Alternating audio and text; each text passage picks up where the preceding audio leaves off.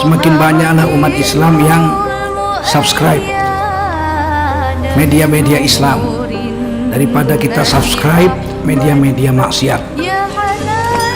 Paling tidak orang-orang yang menonton acara-acara agama hatinya berubah jadi lembut, mendapat hidayah dan semua pahalanya untuk orang-orang yang menyebarkan dakwah itu. Wahai orang-orang yang beriman, bertakwalah kalian kepada Allah dengan sebenar-benarnya takwa, dan janganlah kalian mati kecuali dalam keadaan beragama Islam. Ayat ini tiap Jumat dibacakan khatib. Tidak sah khutbah Jumat apabila khatib tidak membaca ayat ini. Karena pentingnya sehingga diulang-ulang tiap pekan. Sama juga di institusi tentara. Apabila perintah itu penting, maka selalu dikeluarkan perintah harian Panglima TNI. Demikian juga dengan Allah Subhanahu wa taala.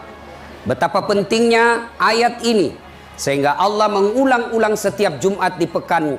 Pada hari Jumat khatib membaca wala tamutunna, dan janganlah kamu mati illa wa antum muslimun, kecuali dalam keadaan beragama Islam. Berarti ayat ini Allah ingin menginformasikan kepada kita, wahai Das'at, hati-hati kau, agamamu Islam, KTP-mu Islam, nikah kau syariat Islam, tapi belum tentu kau mati dalam keadaan Islam. Insya Allah kita tidak akan mati dalam keadaan berzina. Insya Allah kita tidak akan mati dalam keadaan rampok. Insya Allah kita tidak akan mati dalam keadaan nyabu. Tapi yang bisa membuat kita mati dalam keadaan kafir, kata Nabi, hubbi aklil haram, suka memakan makanan haram. Siapa gerangan yang masuk dalam kategori ini? Mereka pada 17 April yang lalu, mereka yang menerima serangan fajar. Nah, terima uang-uang politik, nah itu matinya mati kafir, nyogok disogok. Nauzubillah min zalik. Wakala idan, termasuk anggota DPR yang terpilih karena nyogok, nah itu semasa dia makan gajinya, dia makan uang haram. Termasuk yang jadi tentara nyogok, selama aktif dia makan uang haram. Yang disogok dan menyogok sama-sama masuk neraka. Nauzubillah min zalik. Wakala idan, Allah kemudian berfirman, Bismillahirrahmanirrahim. Ya ayyuhalladzina amanu dukhulu fis-silmi kaffatan wa la tattabi'u khutuwatis syaitan innahu lakum adu mubin. Wahai orang-orang yang beriman, masuklah engkau ke dalam Islam secara sempurna, bukan Islam pencitraan, bukan Islam karena pilpres, tapi Islamlah secara benar. Wa la tattabi'u khutuwatis syaitan, dan janganlah engkau ikuti langkah-langkah setan, karena sesungguhnya setan itu musuh yang nyata bagi kalian. Kira-kira kalau saya ceramah begini, Bu, ada enggak setan di tengah-tengah kita? Ada enggak setan? Ada. Setannya bukan pocong. Tapi apa setan yang ada di tengah-tengah kita? Bentuknya handphone. Apa Ibu? Handphone. Orang sudah ceramah masih menggesek. Setan itu supaya Ibu enggak perhatikan. Simpan dulu HP-nya, Bu ya. Simpan dulu HP-nya. Saya pernah ceramah, Ibu, ada ibu-ibu ngefans betul sama saya. Kira-kira umurnya 55 tahun. Di Sulawesi, saya ceramah, tiba-tiba di belakangi saya. Depan saya duduk, saya bilang, barusan ada orang ceramah di belakangi saya, dalam hati saya. Ternyata dia ambil HP-nya selfie. Dia tulis di Facebook-nya, latar belakang Das'at Latif. Saya dijadikan background. Ya, simpan dulu HP-nya. Ibu yang pegang HP selama saya ceramah, saya doakan suaminya kawin lagi.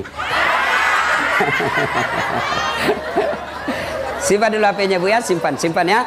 Kita dengar ceramah dulu. Kan Ibu mau datang ceramah. Kalau nasihat perkawinan orang tidak perhatikan, wah wajar, orang lagi gembira-gembira. Orang lagi dilantik pengangkatan jabatan, lagi tidak ada yang perhatikan, wajar, orang lagi senang-senang. Tapi kalau ceramah taksiyah belum didengar juga, itu kaswatul qalbi namanya itu, mati hatinya. Bukan jasadnya yang mati, tapi hatinya yang mati. Maka simpan dulu HP-nya.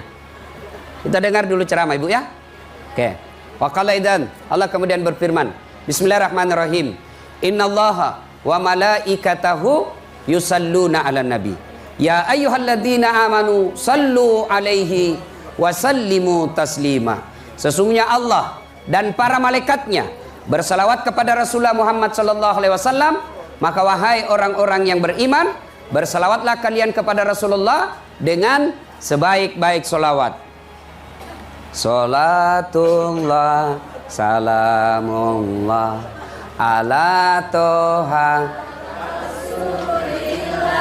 Salatullah ala yasin. Coba kita dengar ibu ya, kita dengar dulu. Mana lebih kencang suaranya ibu-ibu dengan para purnawirawan? Mau?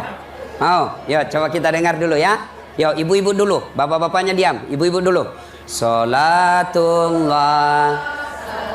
mullah ala toha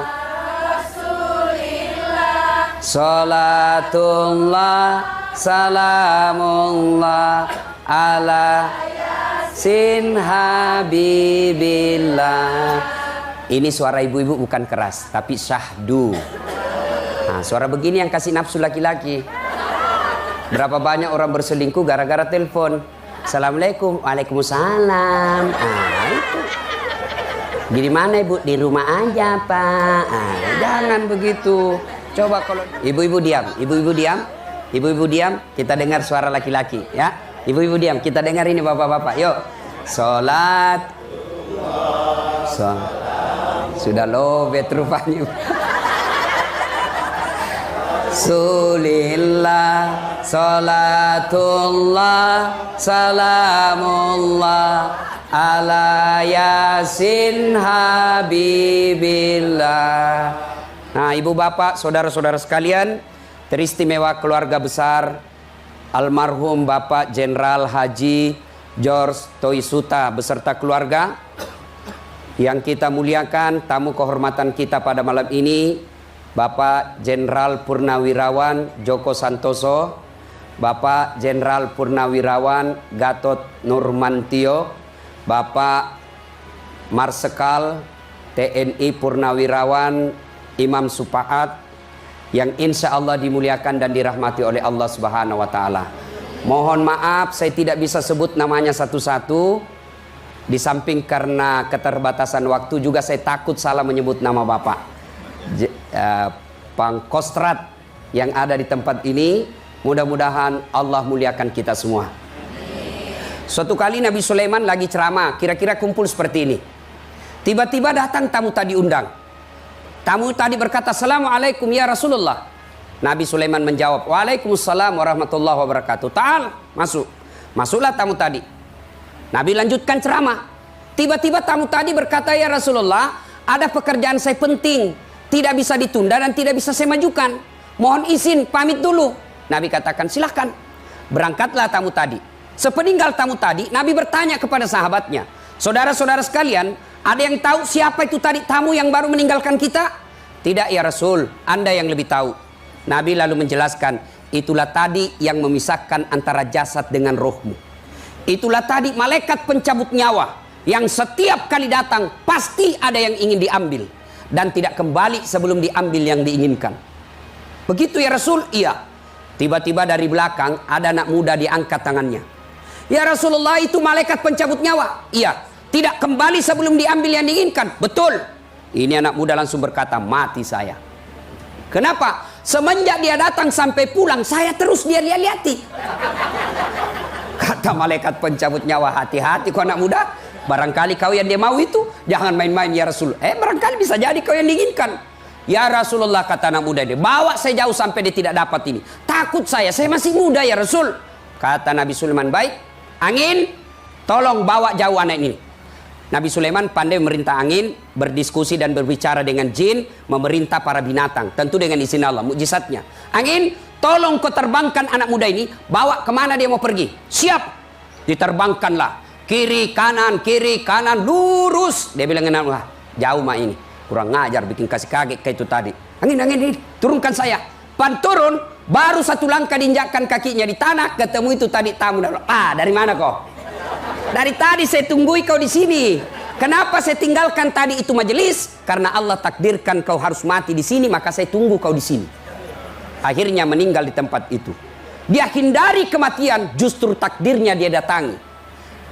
Bisa dibaca dalam kitab Durratun Nasihin, peringatan bagi mereka yang lupa, atau juga dalam kitab Tanbihul Ghafilin. Ini ada diceritakan ini. Kisah ini menjelaskan kebenaran firman Allah yang kita dengar tadi, kullu nafsin sa'ikatil maut. Tungke maki nyawai pasti mati. Semua yang hidup pasti mati. Orang kaya mati, orang miskin mati, tentara, polisi, jenderal. Ini contohnya malam ini. Ustadz di belakang sedikit. Tapi kalau saya tidak ada persyaratan, ibu-ibu duluan, saya di belakang boleh. Atau saya di belakang, ibu duluan, tidak apa-apa. Bicara tentang kematian, kata Nabi, al-mautu babun. Mati adalah pintu yang setiap kita pasti melewatinya. Maka Nabi jelaskan, cukup dengan mengingat kematian, kalian bisa beriman kepada Allah. Maka saya heran kalau ada orang diceritakan kematian belum lagi beriman. Saya kalau lihat orang-orang jahat di televisi, Pak, yang nipu kiri kanan, korupsi kiri kanan, saya bilang, biar nih lolos kok di pengadilan dunia, ndak lolos kok di akhirat, bos. Mau kok kemana? Kok bisa mainkan hukum di dunia, tapi demi Allah kok tidak bisa mainkan hukum di akhirat? Berapa umurmu? Berapa umurmu? Pasti kau akan hadapi kematian. Maka selama belum ajal menjemput, mari kita dengar supaya kita bisa pulang dengan membawa oleh-oleh takziah supaya kita bisa lebih baik ke depannya. Ketika kita cerita kematian, biasa anak mahasiswa saya tanya, Ustadz, itu kalau orang meninggal sudah langsung sampai ke akhirat, sudah ada misinya surga atau neraka? Belum. Rasulullah pun belum masuk surga, Abu Jahal pun belum masuk neraka.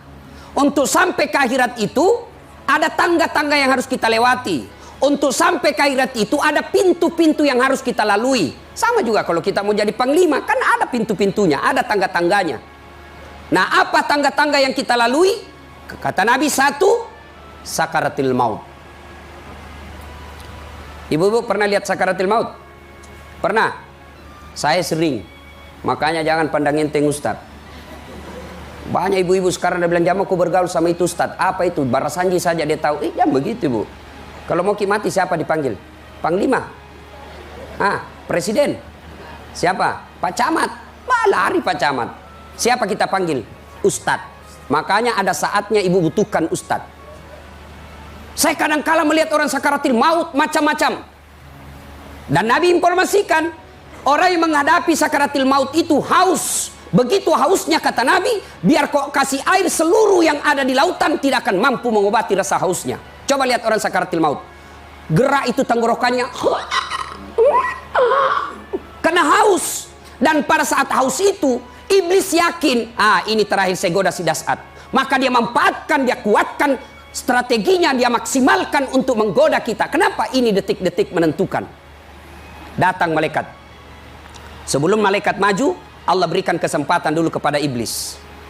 Kau iblis, ini sakaratil maut sudah haus. Datang iblis. Tapi ini sudah alam gaib. Yang di samping kita sudah tidak melihat. Hanya yang sakaratil maut melihatnya. Datang iblis. Misalnya saya, sakaratil maut. Das'at. Kau haus? Haus sekali saya ini. Dia bilang setan, nih iblis, ini ada air saya bawakan kamu. Alhamdulillah, kasih saya. Tunggu dulu, saya kasih kau ini air, ada syaratnya. Apa syaratnya? Gampang, kau bilang saja menyesal menyembah Allah. Kau bilang saja menyesal menyembah Allah. Kalau orang baik agamanya, dia lempar itu iblis. Ishab ya lain, pergi kau setan. Lebih saya haus sampai mati daripada saya menyesal menyembah Allah. Kenapa? Kalau orang menyesal menyembah Allah, langsung di-delete semua amalnya.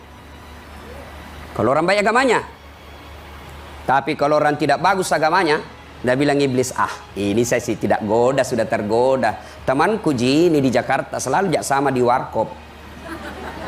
Datang iblis, kau haus? Iya nih, ada air. Tidak bisa, bibir saya sudah terkaku, tidak bisa lagi bergerak. Iblis tidak putus asa. Salah satu makna daripada iblis itu, dia tidak akan berhenti. Makna kata iblis itu tidak akan berhenti sebelum berhasil. Itu iblis. Makanya kalau kita pergi tanah suci kan tidak satu hari orang melempar. Dan bukan satu tempat.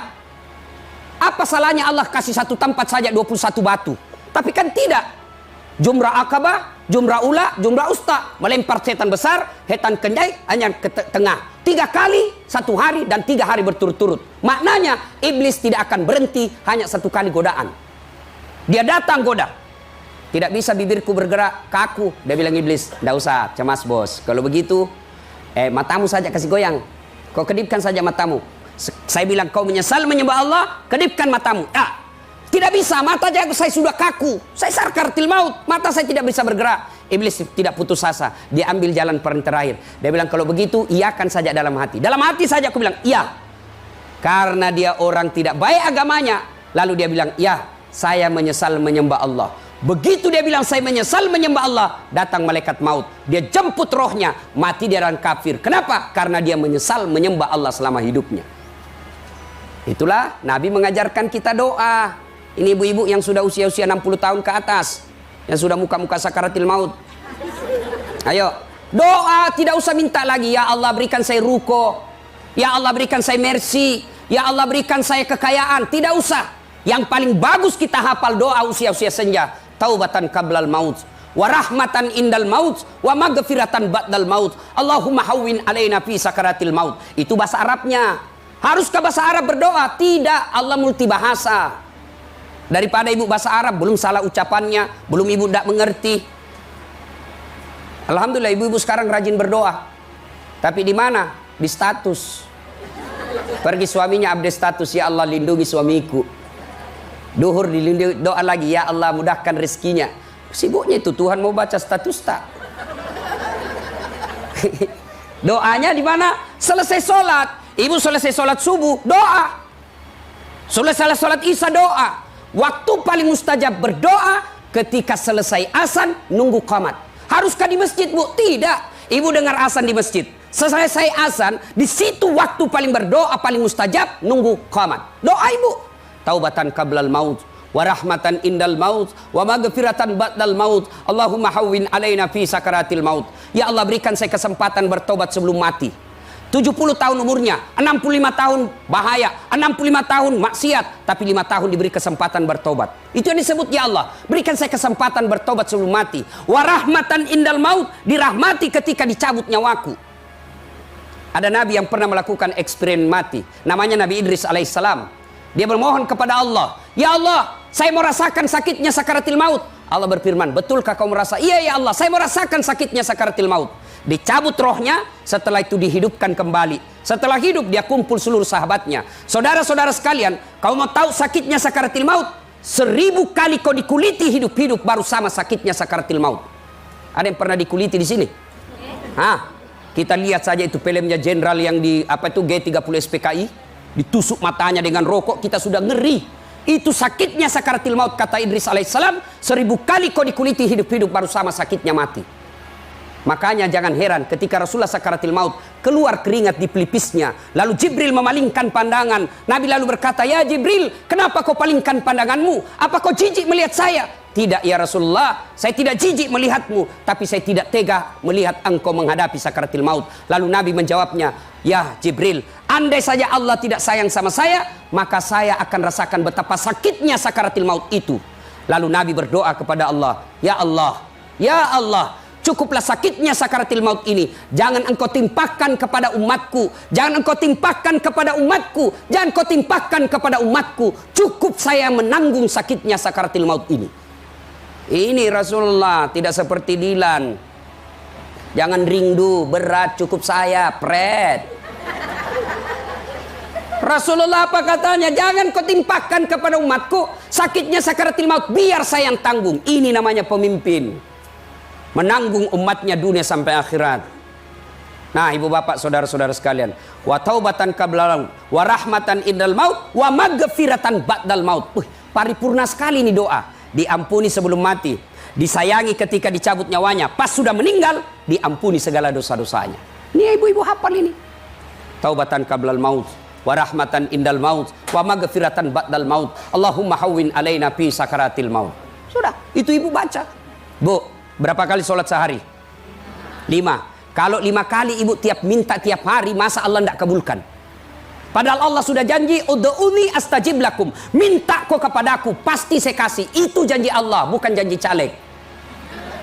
Oh, kalau caleg dibagi-bagi kartu namanya, Pak. Nih, pilih saya, sama-sama kita orang Bugis. Nih, pilih saya. Begitu dipilih, diganti nomor HP-nya. Pembohong. Tapi Rasulullah mengajarkan kepada kita. Ya, Bu. Ud'uni astajib lakum. Minta kau kepadaku, pasti saya kabulkan. Tetangga saja kalau 5 kali diminta 1 hari, Lalu kita minta 3 hari, pasti dikasih. Ambil, capek sudah saya minta terus. Makanya minta terus, minta. Taubatan qablal maut, wa rahmatan indal maut, wa maghfiratan ba'dal maut. 3 kali, 5 kali kita hari minta sehari, masa Allah tidak kabulkan. Yang jadi masalah, kita terlena dengan bisikan setan. Kita selalu berpikir masih lama mati, masih lama mati. Padahal usianya sudah 60 tahun. Masih lama mati, masih lama mati. Padahal usianya sudah 70 tahun. Siapa janji kok masih lama mati? Ayo, yang ada di pikiran kita, saya lihat cucuku menikah. Yang ada di pikiran kita, saya lihat nanti anak buahku dilantik. Kapan kita berpikir bagaimana kalau saya meninggal besok? Nah, ini gunanya takziah. Ibu bapak, saudara-saudara sekalian. Nah, bicara tentang sakaratil maut, ada manusia yang paling menderita sakaratil maut. Siapa? Anak yang durhaka kepada kedua orang tuanya. Tersebutlah sahabat Nabi. Sahabat Nabi itu artinya, Bu, tidak semua ya, dengar definisi sahabat Nabi. Sahabat Nabi itu 1, hidup sesama dengan Nabi. 2, ketemu dan bergaul dengan Nabi. 3, beriman kepada Nabi. Dan yang keempat, matinya pun tetap beriman kepada Nabi. Ada orang ketemu sama Nabi, sesama dengan Nabi, tapi tidak beriman kepada Nabi. Abu Lahab, Anda boleh disebut sahabat. Ada orang beriman kepada Nabi, bergaul dengan Nabi, seumuran dengan Nabi, tapi akhirnya matinya tidak beriman kepada Nabi, bernama orang munafik. Siapa? Abdullah bin Ubay. Terakhirnya dia kafir, mengkhianati Rasulullah. Nah, sahabat ini beriman kepada Nabi, bergaul dengan Nabi, kemudian matinya pun beriman kepada Nabi. Namanya Alqamah. Alqamah ini rajin sekali beribadah. Di mana Nabi dakwah, di depan ada Alqamah. Di mana Nabi jamaah, di belakang ada Alqamah. Tapi anehnya ketika sakaratil maut tidak bisa mengucapkan 2 kalimat syahadat. Dibimbing oleh Bilal. Bilal, la ilaha illallah. Alqamah cuma bilang, la, tidak ada, tidak. Kaku bibirnya.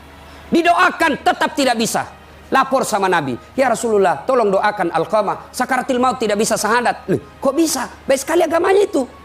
Coba. Didoakan Nabi, tetap tidak bisa. Nabi lalu bersabda, pasti ada dosanya besar ini. Kau cari bapaknya, ternyata sudah meninggal. Cari ibunya, ketemu. Bilal berkata, Bu, anak ibu sisa Alqamah sakaratil maut tidak bisa syahadat. Mungkin ada dosanya sama ibu. Nabi minta dimaafkan. Apa kata ibunya? Nah ada apa mi? Kurang ajar memang itu anak. Setengah mati kulahirkan, setengah mati ku besarkan, setengah mati ku susui, setengah mati ku sekolahkan. Ternyata setelah ada istrinya, lebih sayang istrinya daripada saya. Setelah ada istrinya, lebih takut istri sama istrinya daripada saya bapaknya. Ada di sini bapak-bapak takut sama istrinya? Ada? Berhenti jadi laki-laki, bos. Apa mau takut sama istri? Nah, semua gaji tak diambil. Belum naik saja dia sudah tahu. Kerjasama bendahara sama tukang cicil. Dia bilang orang, jadi ustaz tidak takut sama istrinya. Ngapain saya mau takut sama istriku? Cuma istriku lebih berani dari saya. Ada yang bilang, Ustaz, masalahnya kalau dia ngamuk Ustaz, dia pecah piring. Saya bilang sini kok. Kalau dia pecah piring 1, kasih pecah ke 1 lusin. Nah, kasih pecah gelas, kasih pecah semua. Piring gelas bisa dibeli. Harga diri sebagai suami tidak boleh diinjak-injak istri. Allahu Akbar.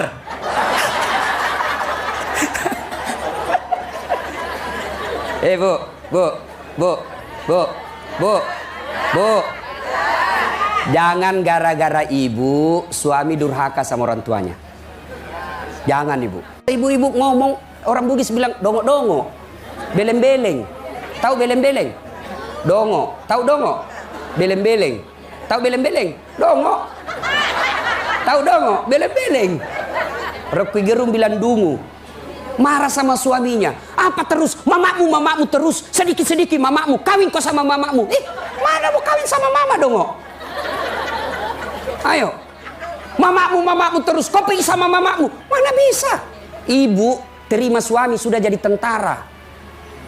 Ibu terima suami sudah punya rumah, punya pangkat. Ibunya orang dari rahimnya. Dia susui, dia besarkan, dia sekolahkan, dia jualkan sawah supaya masuk tentara. Setelah ibu dapat jabatan, terima beres, dilarang ketemu orang tuanya. Gimana hidupmu mau bagus? Ya, mestinya ibu bersyukur. Alhamdulillah suamiku taat sama orang tuanya. Mudah-mudahan anakku pun setelah menikah tetap sayang sama saya. Pilih mamamu atau saya. Mana bisa dipilih? Yang ketawa, saya serius ini. Baik kalau cantik. Ngamu ajakannya. Mana kita mau tenang? Bu, mestinya kalau datang mertua dari Sulawesi, kita sujud syukur. Datang keluarga mertua kita dari Jawa, sujud syukur. Kenapa? Ya Allah, terima kasih kau kirim orang tua ini, sehingga saya tidak perlu datang ke Sulawesi mengabdi, tidak perlu datang ke Jawa mengabdi, tidak perlu datang ke Sumatera mengabdi. Kau kirim orang tua ini sehingga ada waktuku untuk berbuat baik kepada orang tua ini. Gara-gara ini orang tua supaya saya punya suami tentara sehingga saya tidak jadi gasturi. Tahu gasturi? Garis tua Republik Indonesia. Coba kalau tidak ada suaminya ibu, apa? Ya, bersyukur. Ini datang mertuanya, baru coba lihat itu orang tua dari kampung. Coba lihat orang tua dari kampung, bawa beras. Padahal dia tahu bapak anaknya itu sudah tentara. Dia bawakan anaknya beras, bawa ayam 3 ekor, lepas 1 di terminal. Dikejar lah. Coba lihat itu orang tua. Dia bawa sampai ikan, sampai sabuk kelapa pun dia bawa karena dia tahu anaknya suka ikan bakar. Ayo. Baru duduk mertuanya langsung ditanya, Mak kapan pulang? Baru datang. Langsung dia bilang, langsung dikasih tahu suaminya, datang lagi mamakmu, bawa beras 50 kilo, ayam 3 ekor, pulang nanti 2 juta. Ada begitu di sini? Tidak ada. Wallahu a'lam. Kalau ada segera bertobat. Kita juga Pak, saya bilang sama istriku, boleh kau marah-marah sama saya, boleh kau maki sama saya, habis duit kau mau rezekimu, habis kau habiskan, terserah itu rezekimu. Mau kau lempar kepalaku silahkan, yang penting tidak kena. Satu yang tidak boleh, jangan pernah kau lukai perasaan ibuku. Begitu kau lukai perasaan ibuku, keluar kau dari rumah. Belum tentu saya jodoh sama kamu sampai ajal, tapi namanya orang tua, biar kau cuci saya seluruh air yang ada di lautan tidak akan menghilangkan darah dagingnya ibu bapakku di sini. Begitu, Bu. Nah, kalau datang mertua, sayangi, itu pintu berkah. Ada yang tanya, Ustadz, saya merantau dari Sulawesi 30 tahun saya di Jakarta, cari nafkah, tidak bisa beli rumah, tidak bisa lepas dari kredit. Saya bilang salah satu sebabnya kau kurang ngajar, durhaka sama orang tuamu. Ridallah fi ridal walidain, suktillah fi suktil walidain. Ridanya Allah tergantung ridanya kedua orang tua, murkanya Allah tergantung murkanya kedua orang tua. Maka kalau ibu mau menghadapi sakaratul maut dengan baik, birrul walidain, baik-baiklah kepada kedua orang tua. Sekarang mari kita lihat anak-anak kita sekarang Pak. Itu model tadi, model orang yang sudah berkeluarga. Model anak sekolah. Mau lihat anak-anak kita sekarang Pak. Mau saya kasih bukti Bu. Anak-anak kita lebih sayang sama cowoknya daripada bapaknya. Mau bukti? Mau? Pulang nanti ke rumah, periksa itu wallpapernya anaknya, HP-nya. Siapa foto di situ? Fotonya bapaknya. Saya ini lagi ngajar di Unhas, ujian final test, mahasiswa saya di Unhas. Adik-adik sekalian, jangan simpan HP-mu di kantong. HP simpan sudut kanan meja. Tidak boleh, nanti ku kerjasama di grup. Simpan sebelah kanan. Saya jalan periksa. Wih, ada HP Bu, cakep betul cowoknya, putih bersih. Saya lihat, enggak imbang bener ini. Ceweknya jelek, cantiknya cakep.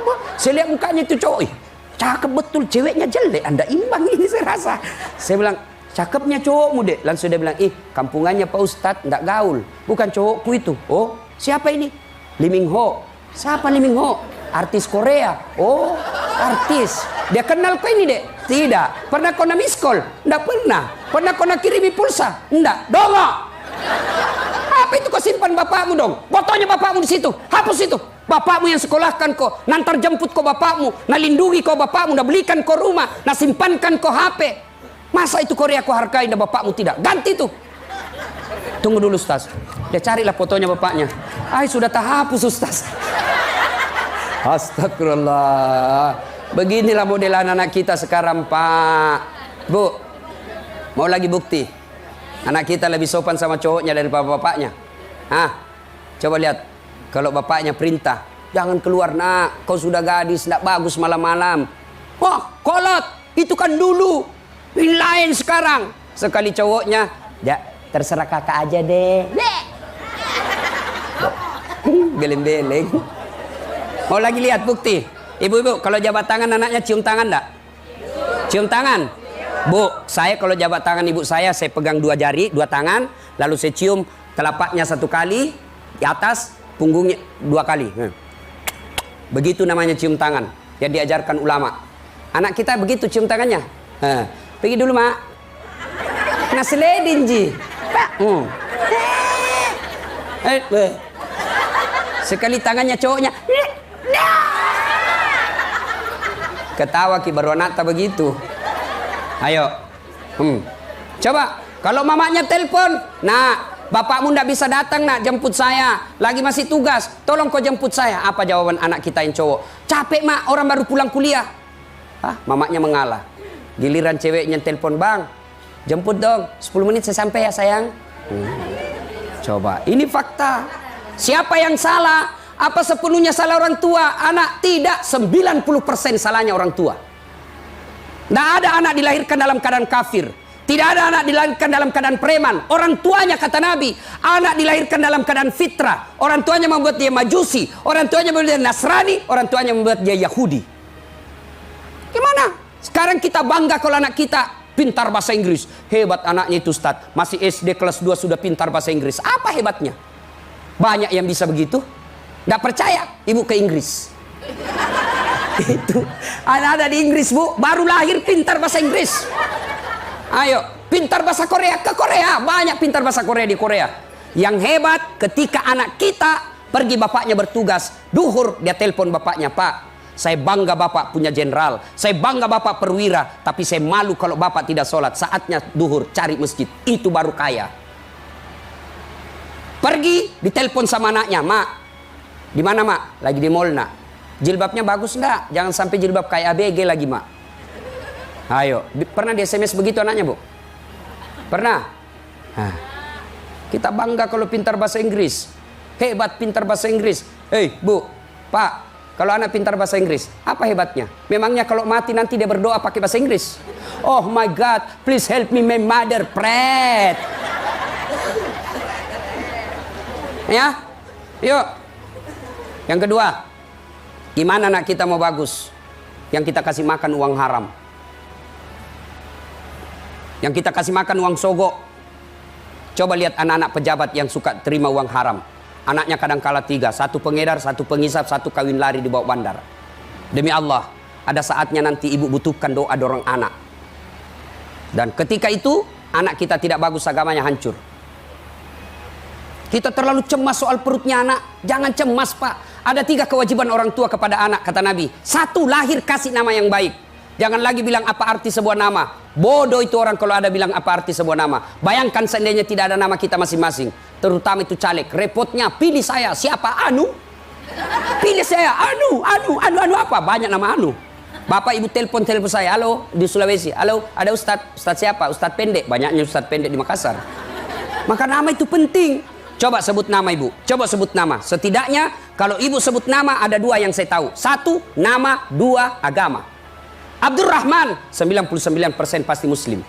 Bertus Titanus, bukan Islam. Ambot Dalle, tidak mungkin Jawa. Masa Ambot Dalle Jawa? Pasti Bugis. Nah, ibu bapak saudara-saudara sekalian, ya. Sudah. Nah, orang yang menghadapi sakaratil maut tersiksa adalah anak yang durhaka sama orang tuanya. Maka ibu ini kewajiban kita semua. Samping kita jaga dengan makanan haram, kita kasih contoh teladan yang baik. Kemudian yang paling penting, doakan. Ini doanya anak soleh, Bu. Catat ibu, jadikan amalan. Doa ini langsung diajarkan Allah kepada Nabi Ibrahim, sehingga Ibrahim alaihissalam terkenal dengan nabi, para kakek dan para nabi. Ibrahim alaihissalam, apa doanya?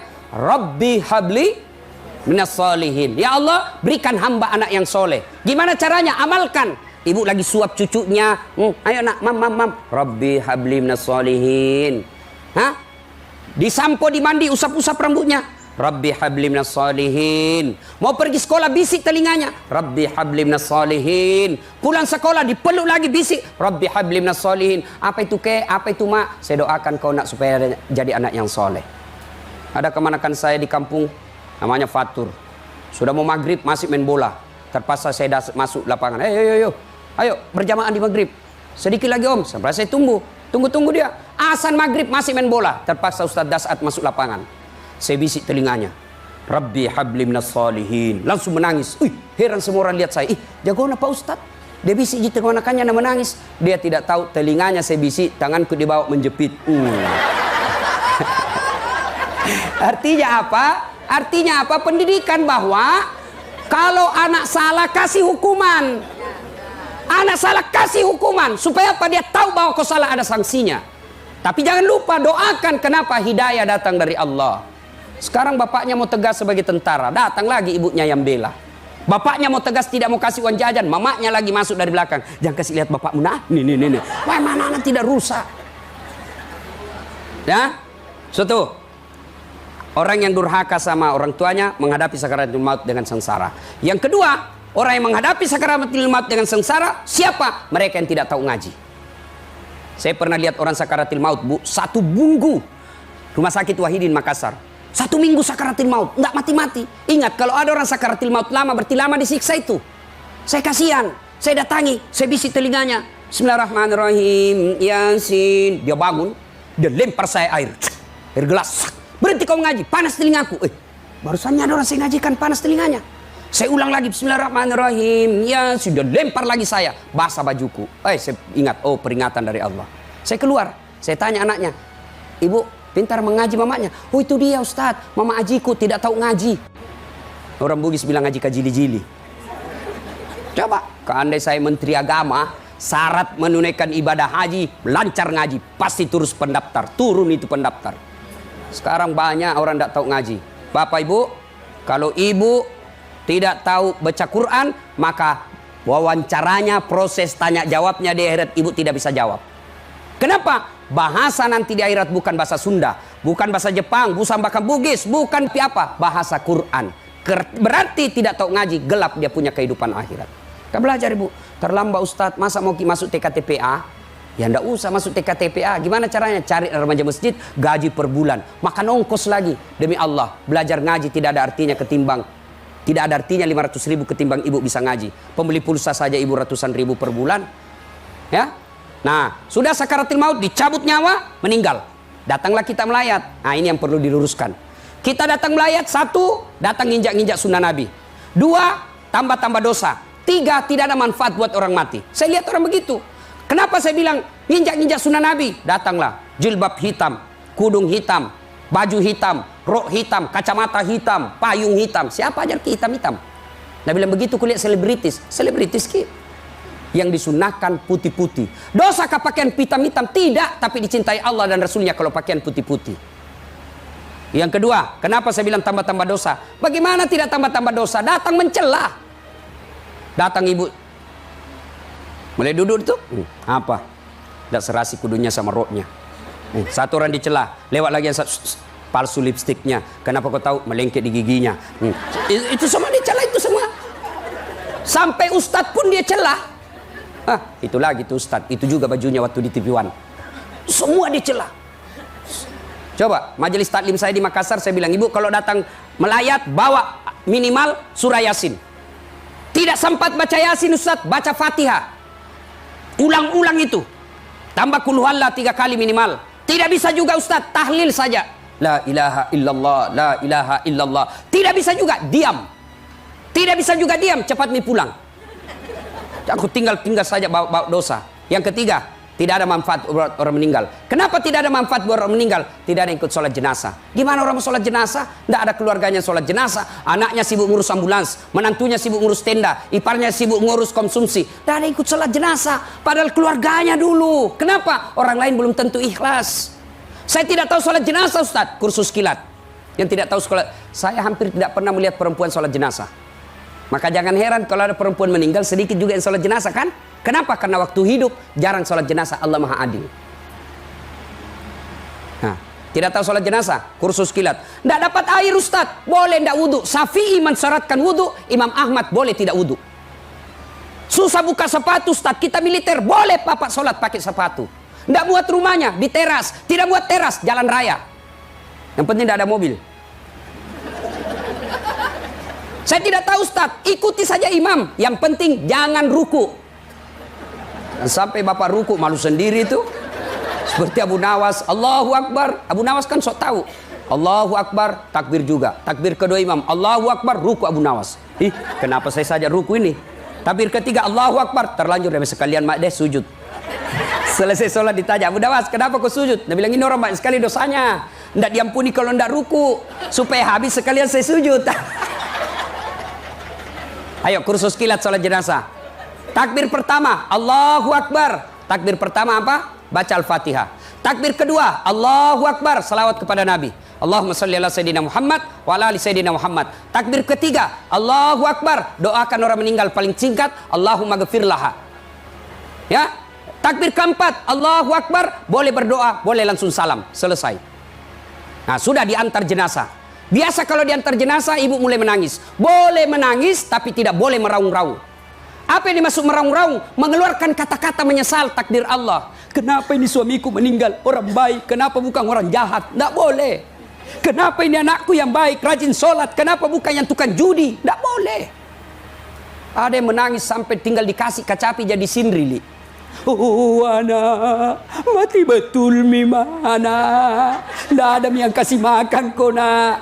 Nah bilang anaknya, tidak ada kasih makan. Berarti bangkrut saya nanti nih, tambah nangis. Ada hero meninggal, saya bilang, bu sabar ki, semua orang meninggal. Nah, dia lihat saya nih, pintar kau itu Ustaz, coba bedek kau yang mati istrimu. Weh, saya pergi, saya tinggalkan. Boleh menangis, tapi tidak boleh meraung-raung. Ketika Rasulullah wafat, istri beliau menangis, tapi tidak boleh mengeluarkan kata-kata. Diantar jenazah, nah, ini lagi yang perlu diluruskan. Ngantar jenazah, betapa banyak orang melanggar agama. Kenapa? Dia injak-injak batu nisan. Haram hukumnya injak batu nisan. Bahkan ada sampai merokok sambil duduk di batu nisan. Sama kau duduki api neraka.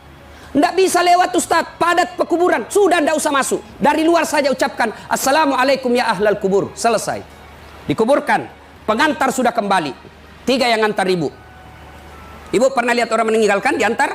3 yang ngantar. 1, harta. 2, keluarga. 3, amal kebaikan. 3 ini, 2 yang kembali, 1 yang temani kita dikubur. Siapa? Harta. Apa harta masuk? Mohon maaf, baru-baru kita lihat dikuburkan istri presiden kita, Ibu Ani Yudhoyono.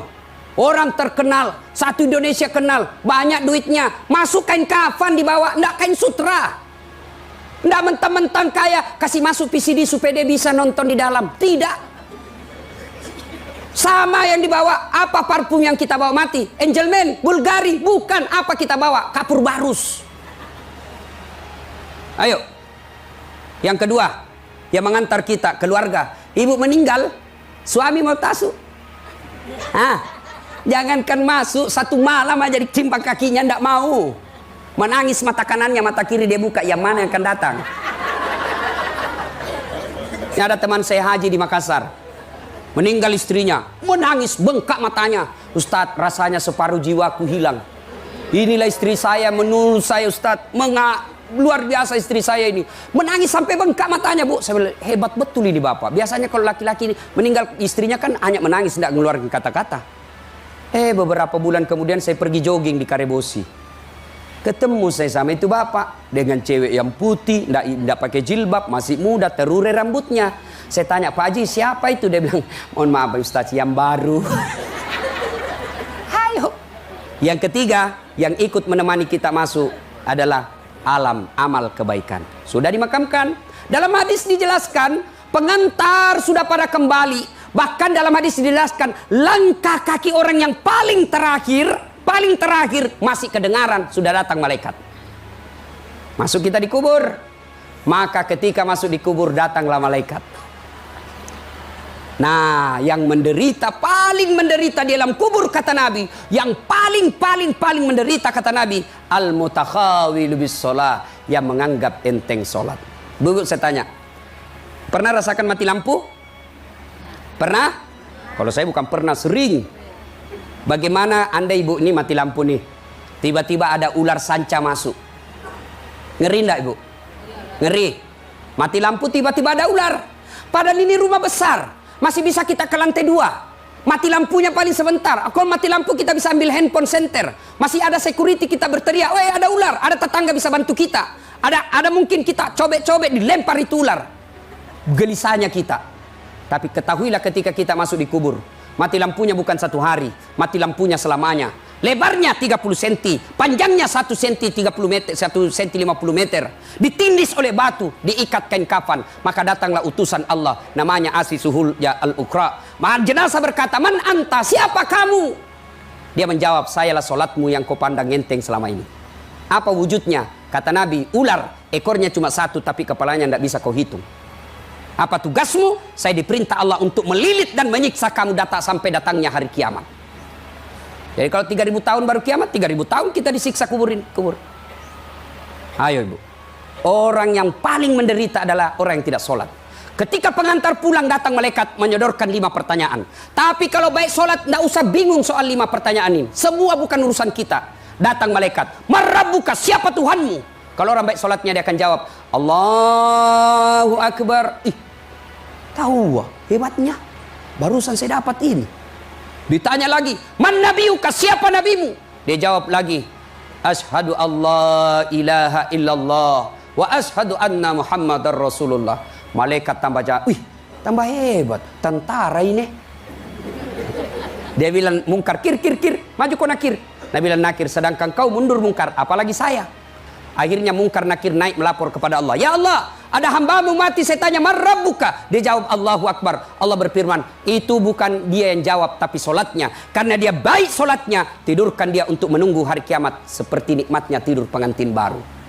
Masih ingat waktu pengantin baru? Apa kita bilang? Cepat betul pagi. Begitu enaknya pengantin baru, sampai sekarang saya selalu mau ulang. Coba. Itu kalau baik solatnya. Tapi kalau tidak baik solatnya, datang malaikat, dia bilang, "Sudah lama ku tunggu kau. Kau paling banyak cerewetmu itu." Ditanyalah dia, "Marabbuka?" Dia, tunggu dulu, orang baru datang. Malaikat pun dia mau malaikat pun dia mau debat. Ditanya lagi, "Marabbuka, siapa Tuhanmu?" Kaget langsung dia jawab, "Ketuhanan yang Maha Esa." Ini bangsa Indonesia yang beres Pancasilanya tapi tidak beres solatnya. Lalu mungkar nakir naik melapor, "Ya Allah, ada hambamu saat tanya, marabbuka?" Dia jawab, "Ketuhanan yang Maha Esa." Itu bangsa Indonesia yang bagus Pancasilanya tapi tidak bagus agamanya. Seret dia seperti tersiksanya orang sakit gigi. Pernah rasakan tidur sakit gigi? Tidak ada enaknya toh? Nah, orang yang meninggal sekarang, Pak, bapak kita, keluarga kita, teman kita, kenalan kita yang ada di kubur, demi Allah belum sampai ke neraka, belum sampai ke surga, tapi menunggu di alam kubur. Dan pada saat sudah di alam kubur, kata Nabi, putus amal kebaikannya kecuali 3 hal. 1, sadaqatun jariyah, sedekah. Maka bapak-bapak sebelum terlambat bersedekahlah. Jangan terlalu pelit. Untuk puasa bukan, untuk haji bukan, untuk zakat bukan, untuk apa? Saya hanya ingin berkata, kembalikan saya meskipun semenit saja. Saya hanya ingin berkata, "Ya Allah, semua hartaku saya sedekahkan jalan agama Allah." Kenapa? Solat dinikmati hanya ketika solat, puasa dinikmati hanya ketika puasa, haji dinikmati ketika haji, tapi sedekah meskipun kita sudah wafat, amal-amalnya tetap mengalir. Maka bapak sebelum terlambat, maka orang yang pandai menyikapi hartanya, dia kirim lebih dulu hartanya. Saya tidak setuju kalau ada ustadz mengatakan tidak usah cari uang banyak-banyak, tidak dibawa mati. Salah, cari uang banyak-banyak, bawa mati. Bagaimana caranya? Sebelum mati transfer. Saya mau kuburku terang, kirimi pembeli lampu di masjid, insya Allah terang lampunya. Saya mau sejuk kuburku, kirimi pembeli AC di panti asuhan, bukan panti pijat. Dan juga bapak-bapak tiap bulan ke panti pijat. Saya tanya, kenapa ke panti pijat? Harusnya panti asuhan. Dia bilang, sama-sama panti ustadz. Sama panti tapi beda cita rasanya, cilaka. Yuk sedekah. Nah ibu bapak saudara-saudara sekalian, banyak hal yang ingin kita sampaikan, tapi waktu yang terbatas.